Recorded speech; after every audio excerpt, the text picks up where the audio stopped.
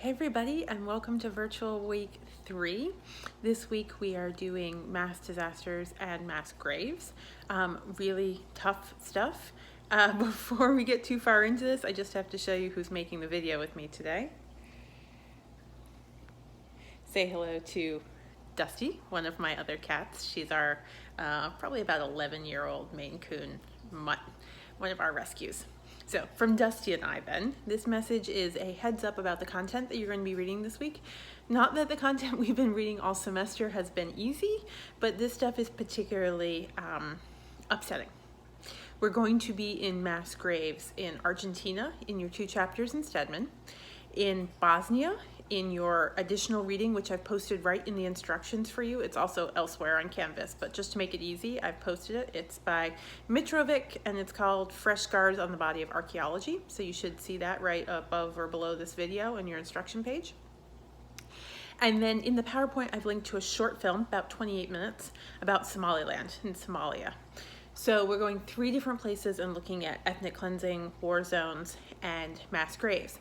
And what we're looking at this week, not just sort of the emotional toll that we've talked about in other classes and the trick of doing this work when you're surrounded by, secret police and survivors. This week, we're specifically interested in the challenges of forensic archaeology and recovery when you're working in sites of mass graves.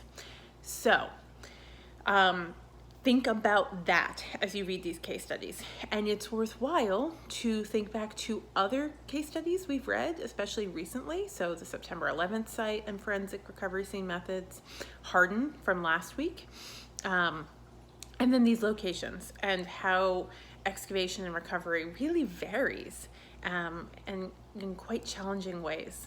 I'm going to recommend too that if you can, you read the first few pages of Stedman for this whole section. It starts on, I believe, 271.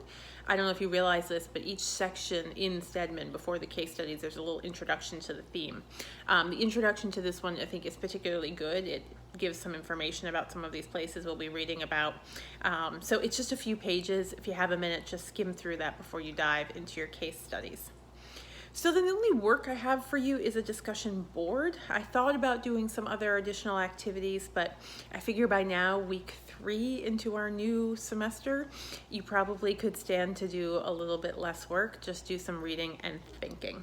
Please read all 3 case studies, and like I said, watch that short film and read the introduction if you can, and then head on over to the discussion board. For the film, please be warned, it has graphic scenes of violence and, of course, dead bodies, so watch, when it's appropriate for you. And I'm not necessarily playing this film or any of this stuff this semester for the particular politics of the region, but more just to give you an example of this kind of work.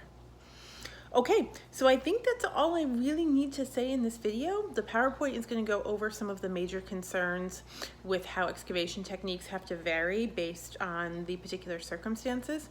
And I just want you to pay attention to some of the questions I posed to you in that PowerPoint about comparing different locations and how experts had to work. And that might be good fodder for you to include in your discussion board. All right, good luck with the work. As always, be in touch if you need anything. And from me and from Dusty, good luck with this unit, and we will see you soon. Bye-bye.